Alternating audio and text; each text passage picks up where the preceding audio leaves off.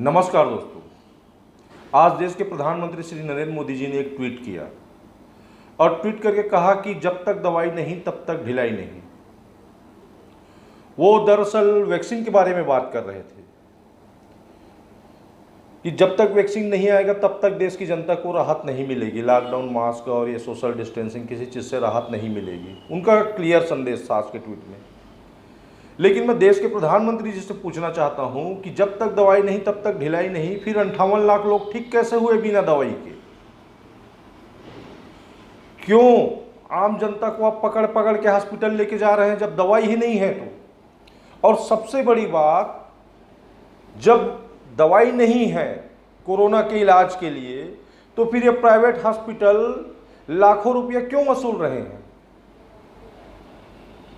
बिना दवाई के ऐसा क्या कर रहे हैं हॉस्पिटल में ले जाकर कि लोग ठीक हो जा रहे हैं?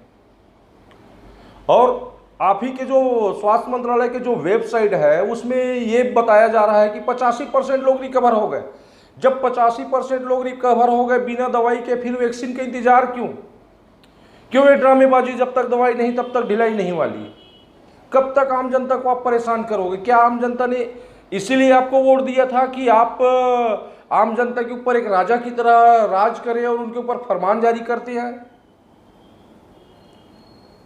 या तो फिर आपके वो वेबसाइट में, जो स्वास्थ्य मंत्रालय के जो वेबसाइट में आंकड़े दिए हैं, वो आंकड़े सरासर झूठे हैं, या फिर आप जनता को गुमराह कर रहे हैं प्रधानमंत्री जी? क्योंकि आपकी बातें और जो वेबसाइट में जो आंकड़े हैं वो दोनों मेच नहीं खा रहा है। अगर आपकी बातों में सच्चाई है तो फिर ये वेबसाइट झूठा है, सरासर झूठा है। वो 85% रिकवरी रेट जो बताया जा रहा है वो गलत है, और वो 85% रिकवरी रेट अगर सही है तो फिर आप गलत हैं। आप देश के प्रधानमंत्री हैं, लेकिन एक मेडिकल रिप्रेजेंटेटिव की तरह दवाई का प्रचार कर रहे हैं। शुरू से ही, मार्च के महीने से ही आप वैक्सीन वैक्सीन वैक्सीन वैक्सीन, इसके अलावा आप कुछ बात नहीं कर रहे हैं। जब तक वैक्सीन नहीं आएगा, जब तक वैक्सीन नहीं आएगा। आखिर चाहते क्या है आप आम जनता को वैक्सीन लगवा करके, जब बिना दवाई के ही ठीक हो जा रहे हैं? ठीक है, इसका मतलब यह है कि इतना गंभीर नहीं है बीमारी जिस तरह से आपने प्रोजेक्ट किया, जिस तरह से आपने पेश किया। लेकिन हाँ, इस बीमारी के आड़ में आज देश की जनता जो है वो भुखमरी के कगार पर आ चुकी है। करोड़ों बेरोजगार हो चुके हैं और बेरोजगारी और बढ़ेगी, क्योंकि आपके संदेश से तो ऐसे ही लग रहा है कि आप फिर से एक बार लॉकडाउन लगाएंगे और मजे लेंगे। आपको शायद मजा आता है जब आम जनता चिलचिलाती धूप में सड़कों पर अपने घर के लिए निकलते हैं। आपको शायद मजा आता है जब आम जनता भुखमरी के कगार पर पहुंच जाती है। आपको शायद मजा आता है जब आम जनता बेरोजगार हो जाते हैं। लेकिन हम आम जनता हैं, हमने आपको वोट दिया था। इसलिए वोट नहीं दिया था कि बदले में आप हमें परेशान करो। हमने आपको वोट इसलिए दिया था क्योंकि आपके नेतृत्व में हमको हमारा भविष्य सुरक्षित लगा था।